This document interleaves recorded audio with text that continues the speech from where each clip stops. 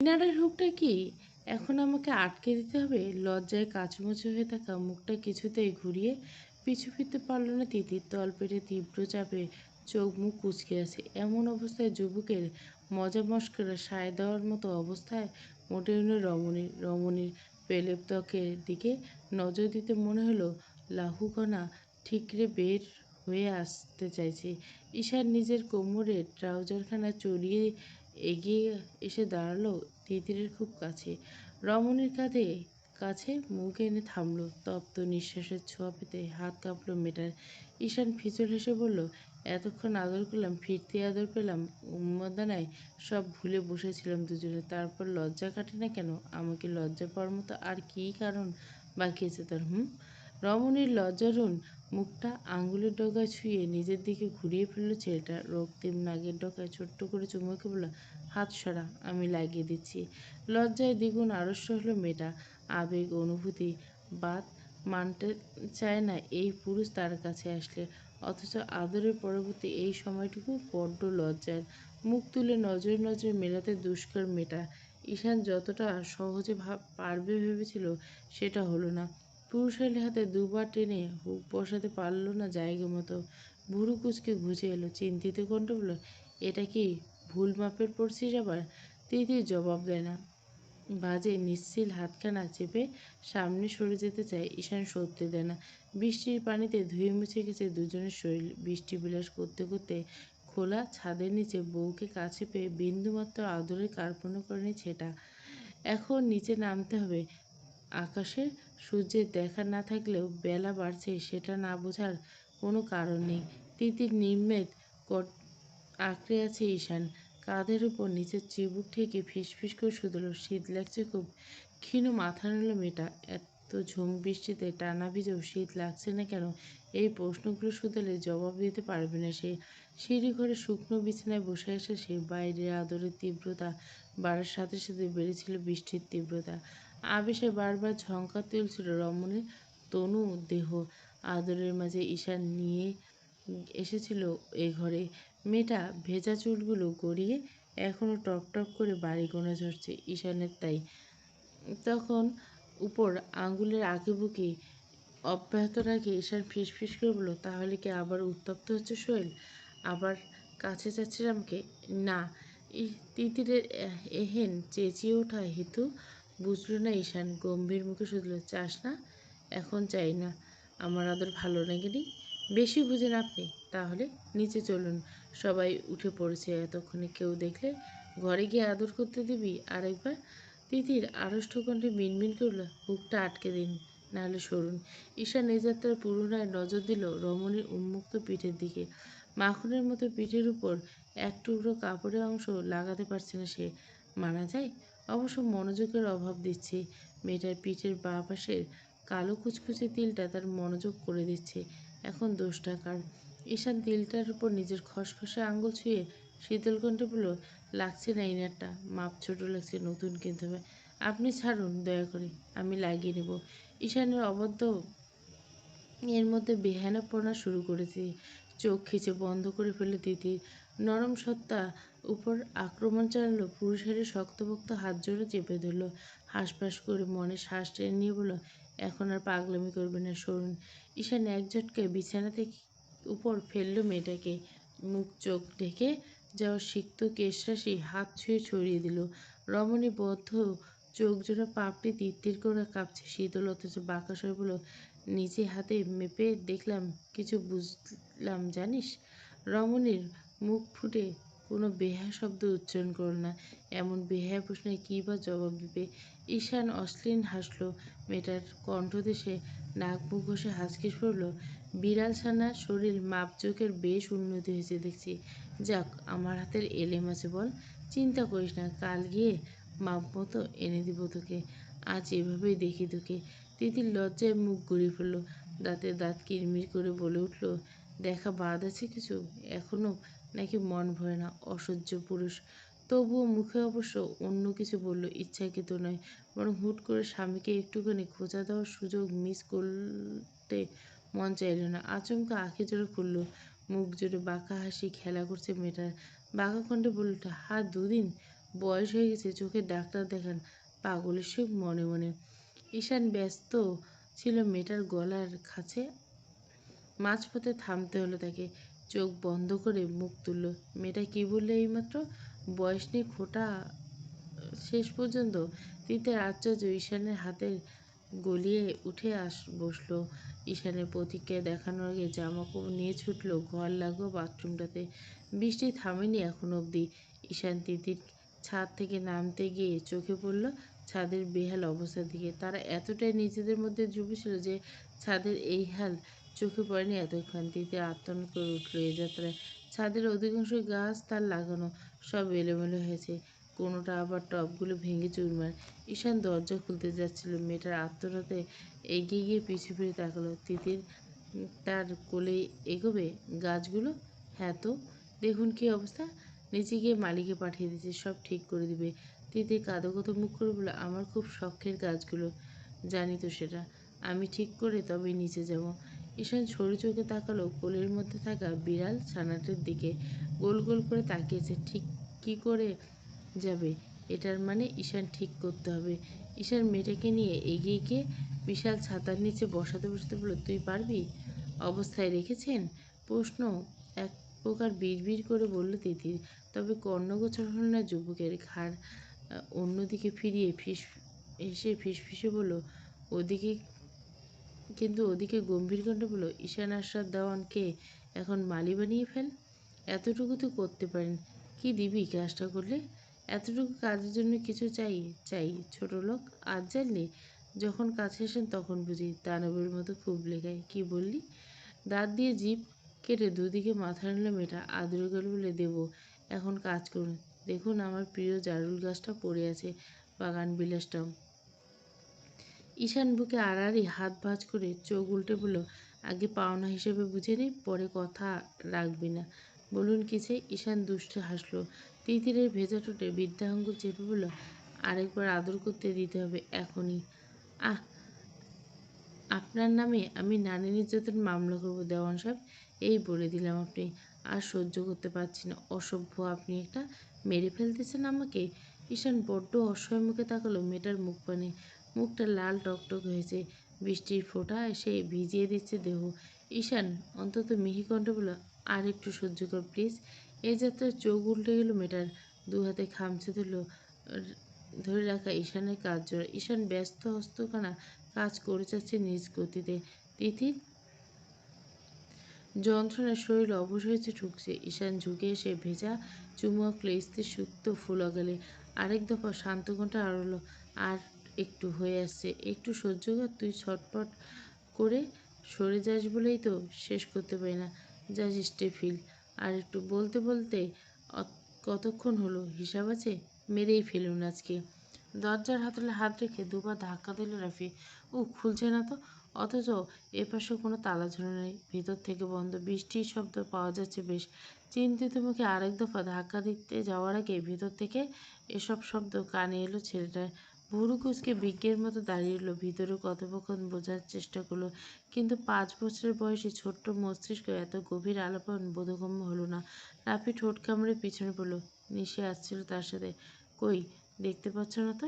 এদিকে। ভিতরে মানুষগুলোর কণ্ঠস্বর তার অতি পরিচিত। কেউ কথা বললে আড়ি পাতা অন্যায়, কিন্তু পরিচিত কণ্ঠস্বরের টানে কান ঠেকালো দরজায়। ভিতরের শব্দগুলো কেমন জড়িয়ে আছে। একে তো বৃষ্টি, তার উপর কেঁদে কেঁদে কথা বলছে মেয়েটা। রফি কিছু ভাবার আগে টের পেল কণ্ঠস্বর কার। বারবিয়ার বড় ভাইয়ের। রাফি ব্যস্ত মুখে তাকিয়ে থাকে দরজার দিকে। গত রাতে তার প্রিয় কার্টুনে একটা ফাইটিং সিন ছিল। এমনই শব্দ হচ্ছিল। ফাইটিং করাতে গিয়ে হাঁপাচ্ছিল কার্টুনের সেই বিল্লিটা। রাফি চিন্তিত মুখে সিঁড়ি ভেঙে নিচে নামার উদ্বেগে করার মাঝে দপদপ শুনতে পেল। ওদিকে সিঁড়ি ভেঙে উঠতে এলো নিশিকে। এক পোক চেঁচিয়ে উঠলে এক প্রকার, বড় অপু, ছাদে কিছু একটা হয়েছে। কেমন আওয়াজ শুনতে পেলাম। জোরে জোরে শ্বাস নিছে। কী সব বলছে কেমন গুঙ্গিয়ে গুঙ্গিয়ে। তার উপর ভেতর থেকে বন্ধ ছাদের দরজা। নিশি সবে সিঁড়ি ভেঙে ছাদে আসলো। আসার আর কারণ আছে বই কি। রাফির জুতো জোড়া কাল ধুয়ে ছাদে শুকোতে দেওয়া হয়েছে, ভুলে তোলা হয়নি। বেচারা মর্নিং শিফট ক্লাস, উঠতে হয়তো বেশ ভোরে। ঘুম থেকে উঠে ফ্রেশ হয়ে হয়তো মনে পড়ছে জুতোর কথা। ছাদ সচরাচর তালা লাগানো থাকে না। রফি সে তালা খুলতে পারবে না। সেহেতু চাবি হাতে রফির সাথে নিশি এসেছে। আজ ভার্সিটি আছে তার, বিধায় দ্রুত উঠতে হয়েছে তাকে। রাফি চেঁচাচ্ছে কয়েক সিঁড়ির উপর। ছাদের এপাশে অস্বাভাবিক কিছু শুনে ছুটে এসেছে ভয়ে। নিশি ভুরু কুঁচকে তাকালো। রাফি পুনরায় একই কথা বলছে। বিশ্বাস করছো না বড় বউ? সত্যি। কেমন জোরে জোরে আওয়াজ নিচ্ছে কারা যেন, আর কি জানি বলছে। নিশির হাত গতকালের আধ ভেজা জামাকাপড় সিঁড়ির কোঠার ঘরে একেবারে শুকোতে দিতে যাবে সেসব। রাফি উদ্ভট কথা পাত্তা না দিয়ে ধীর পায়ে উঠতে মন হলো। ভূত মনে হয়। রেলিং চেপে সজোরে দুদিকে মাথা ছেড়ে তাকে ভূত নয় সেটা বুঝিয়ে নিয়ে চেঁচিয়ে বলল, কিন্তু ভূত তো বলেই তো কিছু নেই। তাছাড়া ভূত আমাদের বারবির নাম ধরে বারবার ডাকবে কেন? আর বারবি বা ভূতের ডাকে সাড়া দেবে কেন?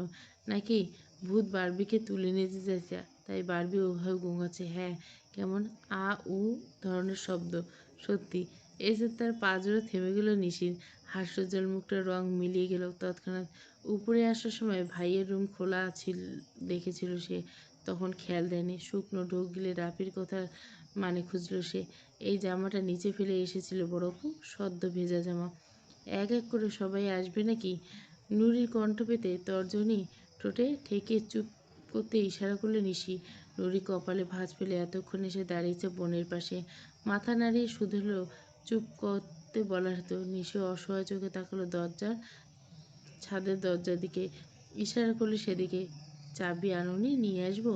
নুরির প্রশ্নে ডানে বাঁয়ে মাথা নাড়াতে কয়েক ধাপ উঁচু থেকে আরেক দফা চেঁচিয়ে উঠল রাফি। আধো আধো গলায় বলল, বারবি মনস্টার অ্যাটাক করছে ছোট বউ, বারবি ব্যথা পাচ্ছে। এইমাত্র বলল সেটা। কিছু একটা করো তোমরা। নিশি অসহায় মুখে কিছু বলার আগে হুড়মুড়িয়ে সিঁড়ি ভেঙে ছাদের দরজার কাছে চলে এলো নুরি। দরজায় হাত বাড়াতে যাবে তখনই ভিতর থেকে বড্ড মিহি শব্দ শোনা গেল। হা হয়ে গেল মেয়েটার মুখ। অন্যায় মুখ চেপে দিল তৎক্ষণাৎ। রাফি কবজা ধরে ঝড়ের বেগে নেমে এলো নিশির কাছে। নিশির মুখখানি তাকিয়ে অসহায় দৃষ্টি পেলে রাফিকে নিচু কণ্ঠে বলল, ভুল শুনছিস ভাই, কোনো শব্দ নেই। সারাদিন কার্টুন চেঁচামেচি দেখিস, সবই মাথায় ঘুরে। নিচে গিয়ে রেডি হ, জুতো নিয়ে আমরা আসছি। রাফি ছটপট করে আঙুলের ইশারা করলো ছাদের দিকে। কিন্তু আমি যে শুনলাম। কিচ্ছু শুনিস নে, মনের ভুল। বারবি ঘুমাচ্ছে। রাফি নিজ কানে যা শুনেছে এখন অবধি তা ভুল কি করে হয়? বাচ্চা ছেলেটার মুখ অসহায় ভর করলো সে। দুহাতে সজোরে নেড়ে সেটা প্রকাশ করলো। ছোট বলে কখন তার কথার গুরুত্ব দেওয়া হয়নি, অথচ সে স্পষ্ট শুনতে পাচ্ছে বারবি আর ঈশানের কণ্ঠস্বর। তার উপর মাঝে মধ্যে পুরুষ কণ্ঠটা অন্যরকম শোনাচ্ছে। সেটাই বোধহয় ভূতের কণ্ঠ। রাফি চোখ মুখ কুঁচকে বলে উঠল, তোমরা বুঝতে পারছো না? উপরে আসছো না কেন? এসো, নিজ কানে শুনে যাও। এমন সময় আরেক দফা সূচক শব্দে এক প্রকার লাফিয়ে উঠল রাফি। কেঁদে ফেলল এবার। এ, তার বারবিকে কেউ ব্যথা দিচ্ছে। বড় ভাই একা সামলাতে পারছে না, এটা কি করে মানবে? রাফি কান্নার মাঝে কোনো মতে বলে উঠল, বারবিকে ভূতে ব্যথা দিচ্ছে বড় বউ। বারবি কাঁদছে। বড় ভাই বারবার বলছে, আর একটু তাই হয়ে যাবে। ভূত আর বড় ভাইয়ের মধ্যে ফাইট হচ্ছে বারবিকে নিয়ে। কি কাণ্ড! শুনবে? এসো, ওদের হেল্প করি। এসো না তোমরা। ওদিকে বজ্র হাতে দাঁড়িয়ে আছে দু বোন। শেষের চিৎকারটা তারাও শুনেছে। বাইরে ঝমঝম বৃষ্টির মৃদু শব্দ শুনতে পাওয়া যাচ্ছে দরজার এপাশ থেকে। এত সকালবেলা এই দম্পতি ছাদের মধ্যে মধুরাজ সেলিব্রেশন করছে, তাও আবার শ্রাবণ মাসের ঘোর বৃষ্টির মাঝে। ভাবতে মুখ চাওয়াচাই করলো দুজনেই। নুরির মুখটা রক্তিম হয়ে উঠল। নিশিরও তাই। নিশি শুকনো ঢেক গিলে হাত নেড়ে নেমে আসতে ইশারা করলো রাফিকে। নুরির দিকে তাকিয়ে ফিসফিস করে বলল, এরা কি শেষমেশ ছাদে এই বৃষ্টির মধ্যে? সারা রাত কি এখানেই ছিল? ছি ছি ছি, কি লজ্জা! রাফির মুখ বন্ধ করবো কি করে? ও গিয়ে তো মাইকিং করবে গোটা বাড়ি, ইয়া মাবুদ! নুরি নিজে হতভম্ব মুখে দাঁড়িয়ে রইল। নিশি এ যাত্রায় রাফির দিকে তাকে সামান্য গলা উঁচিয়ে ডেকে উঠল, নেমে আয় ভাই, এই স্বরবর্ণের আওয়াজ তো আমার শুনতে নেই। এই ফাইট সে ফাইট নয়। আয় আয়, নেমে আয়। রাফি চঞ্চলে পা নেমে এসে কয়েক সিঁড়ি। তবে তো না তো কান্না থেমেছে, আর না তো ভাই বোনের জন্য চিন্তা।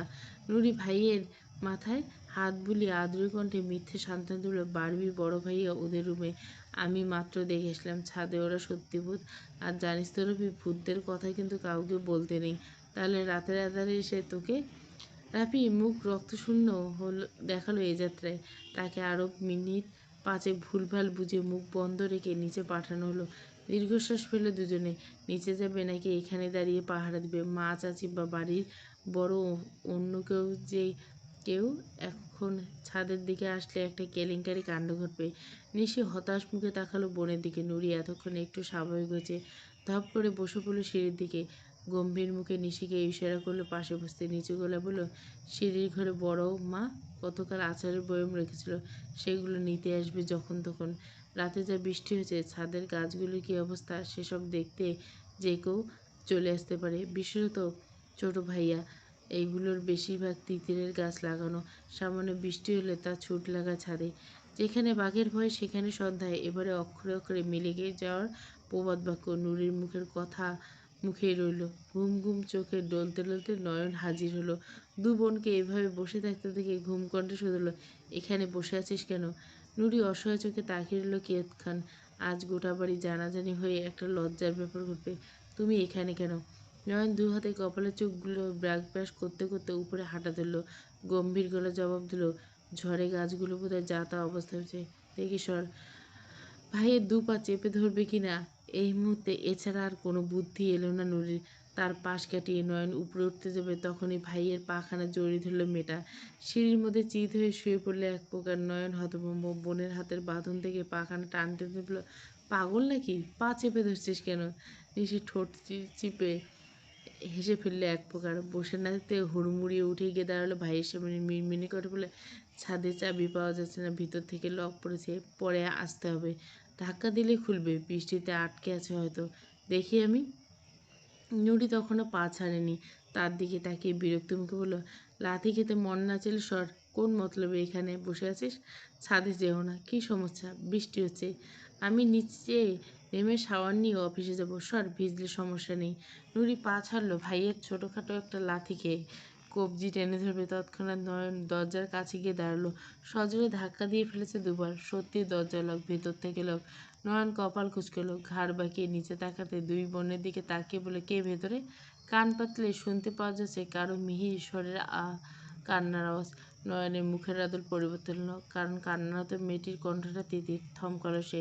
বোনের মুখের দিকে তাকিয়ে মস্তিষ্ক নত করলো দুজনে। দরজায় গিয়ে খুলছেন না কেন? কেউ ছাদে এলে এভাবে বন্ধ দরজার এপাশে দেখলে কি ভাববে? নত মস্তিষ্কে লাজুক কণ্ঠে বলা তিতিরের কথার পরিপ্রেক্ষিতে জবজবে ভেজা শার্টটা গায়ে জড়ালো ঈশান। রক্তে মাখামাখি টাইলসের অংশ। তিতিরের দিকে ফিরে বলল, পা ফেলে বসার চেষ্টা করবি না, আমি নিয়ে যাচ্ছি, বস। সবে দ্রুত পায়ে নিচে নামার জন্য পা বাড়িয়েছে নয়ন। শব্দ করে স্টিলের দরজাটা খুলে যেতে পা থমকালো। চৌকিতে পিছনে ফিরল। বৃষ্টি হচ্ছে বাইরে এখনো। যথারীতি সেই বৃষ্টিতে ভিজে একসার হয়ে আছে ঈশান। নয়ন তাকে এড়িয়ে ভিতরে দেখার চেষ্টা করল নবদি। দু সিঁড়ি নেমে এসে ধীর কণ্ঠে শুধল, এত সকালে বৃষ্টিতে কেউ ভেজে? ঈশান হতভম্ব হয়ে তাকালো তিনজনকে। এরা এখানে কখন এসেছে? এক একজনের মুখের অবস্থা বেশ শোচনীয়। ঈশান গম্ভীর কণ্ঠে আলোড়ন, তোরা এখানে কেন এ সময়? নয়নের মুখটা আগের তুলনায় গম্ভীর হয়েছে বড্ড। এক নিষিদ্ধ কারণে বুকটা জ্বালা করছে কোমোদ। কাটকাট কণ্ঠে জবাব জুড়ে, ছাদের গাছগুলো দেখতে এসেছিলাম। উল্টো হয়ে কথা বলছিস কেন? তোমরা নিচে নামবে কি নিচে নাকি? না, তিতিরকে নিয়ে আসছি, দাঁড়া, হাঁটতে পারবে না। উপস্থিত তিনজনের লজ্জায় মাটিতে মিশে গেল এক প্রকার। নুরি খামচে ধরলে নিষের হাত। অন্যায় মুখ চাপা দিয়ে বলল, ভাইয়া এতটা ঠোঁট কাটা কবে থেকে হলো? খোদা, হাঁটতে পারবে না এটা মুখে বলছে, তাও আবার এত নির্বিকার গলায়। নিশি সেটাই ভাবছে। ভাইয়ের উন্মাদনা গতটাকে দেখেছে ওই গেটটুকু ধরে। তিতিরের প্রতি ছেলেটা আজকাল কতটা অপসেট সেটা আর বলার অপেক্ষা রাখে না। ভাবাবেগের মধ্যে নয়ন ফিরে তাকালো ভাইয়ের দিকে। স্বাভাবিক কণ্ঠে বলল, বারবির বৃষ্টিতে ঠান্ডা লাগে, এই সাত সকালে বৃষ্টিতে না ভিজলেও পারতে। তিতিরের প্রতি নয়নের অন্যভাবে এই টানের দিকটা ঈশানের মতো চালাক মানুষের নজর এড়ায় কীভাবে? এড়ায়নি। প্রথম দিন থেকে অবগত। তবে আজকে নয়নের এই কথাটা খুব একটা পছন্দ হলো না ঈশানের। রাশভারী জবাব দিল তৎক্ষণাৎ, সে চিন্তা আমার আছে নয়ন। ছাদে কোনো দরকার থাকলে আসতে পারিস, আমি তিতিরকে নিয়ে নিচে নামবো। কেউ ছাদে ওঠার সাহসটুকু করল না। উল্টে নিশি আর নুরি ঝটপট পা বাড়ালো নিচে নামতে। নয়ন কিন্তু নড়াচড়া করল না। স্তব্ধ পা জোড়া বেহায়ের মতো আটকে রইল ঠিকখানে। খচখচ করছে এখনো। আর কাজ নেই তো? তিতির অসহায় কণ্ঠে জবাব দিল, না ঈশানকে। মেজাজ চটে গিয়েছে অজানা কারণে। সময় নষ্ট না করে কোলে তুলে নিলাম মেয়েটাকে। দ্রুত পায়ে নেমে আসতে নয়নের দৃষ্টি আটকালো ঈশানের দু হাতে থাকা তার ভালোবাসার নারীটির দিকে, যে এখন তার জন্য নিষিদ্ধ, তার ভাইয়ের বউ। তবে মেয়েটার পায়ের দিকে খেয়াল হতে ব্যস্ত হলো ছেলেটা। কী হয়েছে ওর পায়ে মনি? তিতির অপরাধী মুখে তাকালো স্বামীর দিকে। ঈশান বারংবার নিষেধ করা সত্ত্বেও পাকনামি করতে উঠে গিয়ে ভাঙাচোরা টবগুলোর মধ্যে। ফলস্বরূপ পায়ে চোখা একটা কাজ গেঁথে গেছে। ঈশানের মুখটা রাগে অন্ধকার হয়ে গেল। ঈশান গম্ভীর মুখকে পাশ কাটিয়ে নেমে সিঁড়ি ভেঙে ছোট্ট করে জবাব দিল, কাজ বেঁধেছে। ভারী বর্ষণ স্কুল কলেজে এক প্রকার বন্ধের পথে। রাস্তাঘাটে হাঁটার সময় পানি এসে জমা হয়েছে। বেলা হয়েছে, বৃষ্টি ক্ষান্তি হয়েছে কিছুক্ষণের জন্য। ঘরে থাকতে থাকতে দম বন্ধ অবস্থা তোমার। সবে বেরিয়েছে বাড়ির ভিতর থেকে। আজকাল তিতিরের কাছে যাওয়া হয় না। নয়নের মুখোমুখি আর পড়তে চায় না সে। তিতির বোঝে সে কথা, তাই তমাকে না ডেকে নিজেই এসে সময় কাটিয়ে যায়। তমা সবে বেরিয়েছে দোকানে যাওয়ার জন্য। বাবা বাড়ি নেই, ঢাকা গেছে, ফিরতে আর 7 দিন। বাড়ির মানুষ তারা 3 জন। এদিকে রান্নার সময় তার মায়ের খেয়াল হয়েছে লবণের কৌটো পুরো শূন্য। ছাতা হাতে দাঁড়িয়ে আছে একটা রিকশার আশায়। যদিও দোকান বেশ কিছু দূরে, তবে রাস্তায় পানি জমে থাকায় হেঁটে যাওয়া সম্ভব না। প্রায় মিনিট 10 সময় দাঁড়িয়ে থেকে একটা রিকশার দেখা মিলল না। উপরন্ত না পেয়ে পায়জামাখানা তুলে ধরতে যাবে তখনই তীক্ষ্ণ হর্নে পিছু ফিরে তাকালো। দেওয়ান বাড়ির ভিতর থেকে গাড়ি বেরোচ্ছে। মুখ কালো হয়ে গেল তোমার। এমন জায়গায় দাঁড়িয়েছে গাড়ি যেতে নিঘাত ভিজিয়ে দেবে। ঈশান ঘন কালো মেঘ পুনরায় জমায়েত হচ্ছে। যে কোনো সময় বৃষ্টি শুরু হবে। রিকশার জন্য অপেক্ষা করা উচিত হয়নি। তমা একদম কিনারা ঘেঁষে দাঁড়ালো।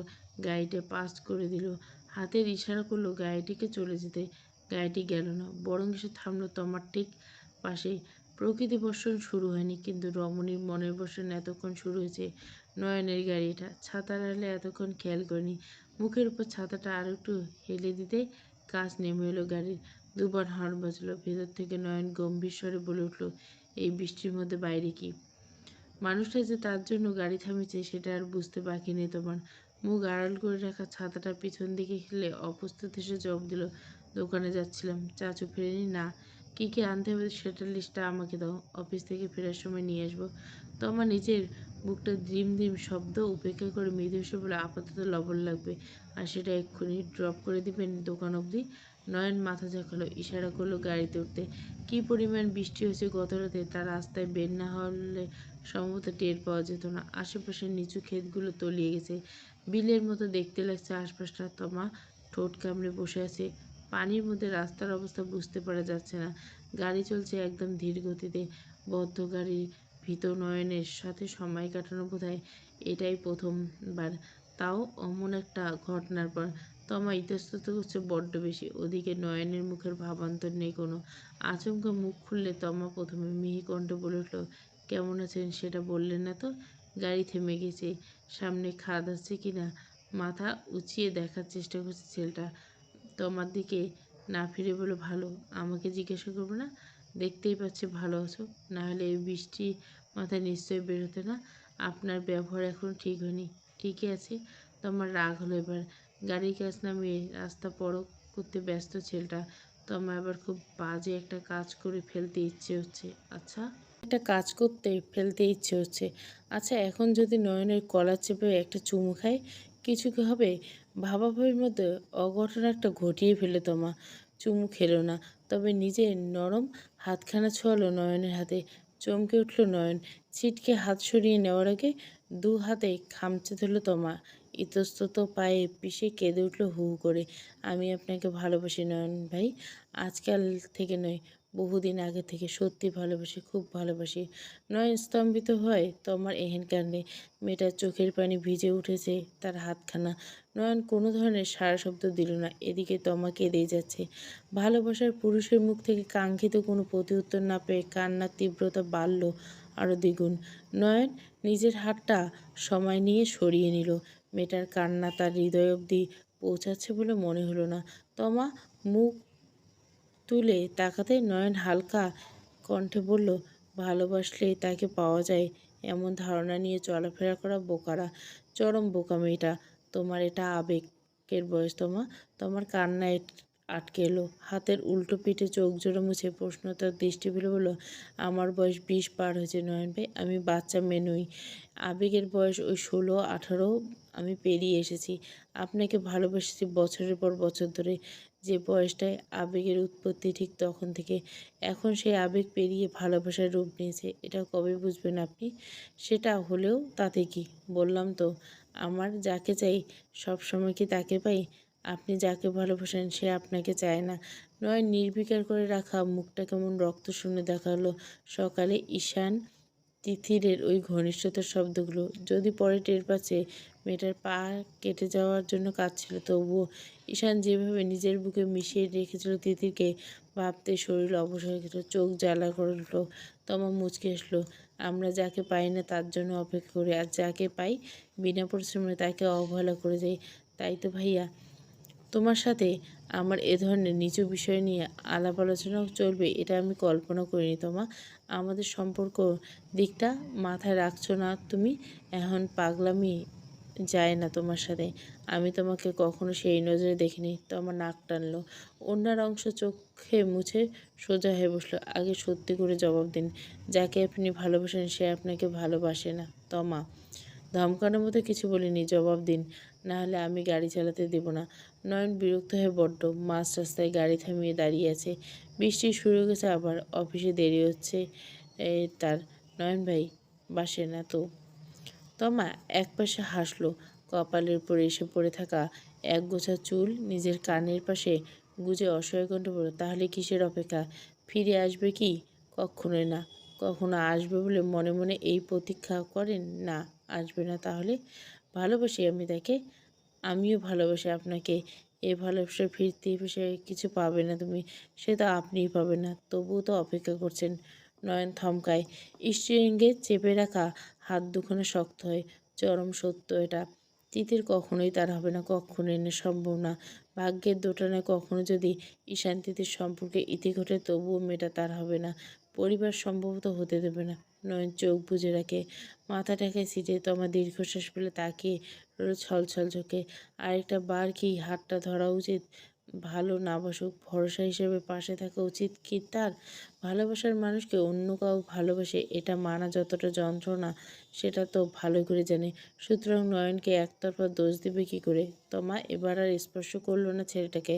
মৃদুকণ্ঠ বলল, আমি কখনো আপনি ওই নজরে দেখিনি, এটা সত্য। কিন্তু আমি যে আপনাকে ওই নজরে দেখতাম সেটা আপনি টের পেতেন, এটাও সত্য। মানেন বা না মানেন, তুমি চুপ করবে দয়া করে? এই মেয়ে কখন ফিরবে না সেটা কি করে জানেন? সে বিবাহিত। চমকায় তমা। একজন বিবাহিত নারীর জন্য এতটা পাগল হয়ে আছেন? আপনার ভালোবাসার নারীকে অন্য পুরুষ স্পর্শ করছে, তার নামে হালাল। আপনি নিজের জীবন এগিয়ে না নিয়ে কিসের ইতিহাস গড়তেছেন? আমি পারবো না। আপনি চেষ্টা করছেন না। সে নারী কি সুখে আছে তার স্বামীর সাথে? খুব। তাহলে আপনার উচিত সুখী হওয়া। ভালোবাসার মানুষ খুশি হয়, এটা শুকরিয়া আদায় করার জিনিস। নিজের ভালোবাসুন এখন, নিজের কথা ভাবুন। অতীত আঁকড়ে জীবন চলে না, সময়ের সাথে তাল মিলিয়ে কদম ফেলতে হয়। এতটা সহজ সহজ কখন বললাম চেষ্টা করতে হয়? নয়ন রক্তিম চোখে তাকিয়েছে। ওই একটা নারীর জন্য এই জীবনে কোনো নারীর স্পর্শ তো দূর, নজর তুলে দেখেনি। অথচ সেই নারী বিরহে ছটফট করছে বিগত 3 মাস ধরে। এই মুহূর্তের জন্য ভুলতে পারছে না। হয়তো বুকের আগুন চাপা পড়েছিল। আজকে তোমার এই কথাগুলো সেসব জ্বলে উঠছে দ্বিগুণ হারে। নয়ন ঠান্ডা গলে বলল, তুমি অনেক ভালো মনের মেয়ে। ভালো কেউ অপেক্ষা করছে তোমার জন্য। সিনেমার ডায়লগ দেবেন না। ভালোবাসি আমি, বিয়ে করতে চাই, সংসার করতে চাই আপনার সাথে। আপনাকে চাই পুরোটা, আপনার মন, দেহ, আপনার স্পর্শ, সবেতে আমি অধিকার ফলাতে চাই। আপনার সন্তানের মা হতে চাই। নির্লজ্জতা বন্ধ করো তমা। এ কী ধরনের বেহারিপনা! ছি! তমা শব্দ করে হেসে ফেলল। নয়ন এক নজর তাকালো তমার দিকে। মেয়েটা কী পরিমাণ বুঝদারির মতো কথা বলে আছে। এর আগে কখনো তমার দিকে কোনো ধরনের অন্য চিন্তা নিয়ে তাকায়নি সে, কখনো না। আজকেও গভীরভাবে তাকিয়ে কোনো অনুভূতি কাজ করল না। তমা হাসলো, হতাশার হাসি। বুকটা চিনচিন করছে তার। নয়নের দৃষ্টিতে ভাষা সে বুঝতে পারছে। তমা হালকা কণ্ঠে বলল, আমি আমার শেষ সীমানা পর্যন্ত আপনার জন্য বেহায়াপনা করে যাব নয়ন ভাই। আবারও বলছি, শেষ সীমানা পর্যন্ত। যদি বেহায়াপনা থামবে মনে করবেন সেদিন করতে করতে ভালোবাসা মরে গেছে। সেদিনের পর কে জানে আপনার মন হয়তো গেল, অথচ আমি আর আপনার রইলাম না। নয়ন চটে যাওয়া মেজাজ দ্বিগুণ চটে গেল, ধমকে উঠল এক প্রকার। গাড়ির দরজা ছেড়ে চিৎকার করলো, নামো প্লিজ, তোমাকে আর 1 সেকেন্ডও সহ্য করতে পারছি না আমি। প্লিজ তমা, চোখের সামনে থেকে চলে যাও, শ্বাস নিতে দাও। ছল ছল চোখে ঠোঁট কামড়ে কান্না আটকে তমা কোনো রকম শুনল আমার জন্য শ্বাস আটকাচ্ছে, অথচ আমি আপনার। Please slip. আর বসে থাকার মানেই হয় না। নয়ন রীতিমতো উদ্ভ্রান্তের মতো লাগছে। বাইরের দিকে তাকালো তমা। তারা যেখানে আছে একদম জায়গা মাজাটা যায়, মাঝামাঝি জায়গা, আশেপাশে বিস্তৃত ফসলের জমি, সব পানিতে পরিপূর্ণ। পাকা রাস্তায় সম্ভবত হাঁটু সম জল। তমা নিঃশব্দে নেমে গেল গাড়িতে। তার ধারণা ভুল প্রমাণিত হলো। পানির উচ্চতা আরও বেশি। নয়নার এক মুহূর্ত দেরি করল না, গাড়ি টান দিয়ে সবাইকে রাস্তার পানি ভিজিয়ে দিল মেয়েটাকে। না তো তমার সেই পুরুষ থামল, আর না তো মেয়েটার অবস্থা একটিবার দেখতে চাইল। সাজের মায়া পর্ব 41। পুরো গল্পটা প্লেলিস্টে। সাজের মায়া আকাশ পেয়ে একটা পর্ব আছে, আমি দেব। আর ডক্টর ইস্তিয়ারটাও শুনেন।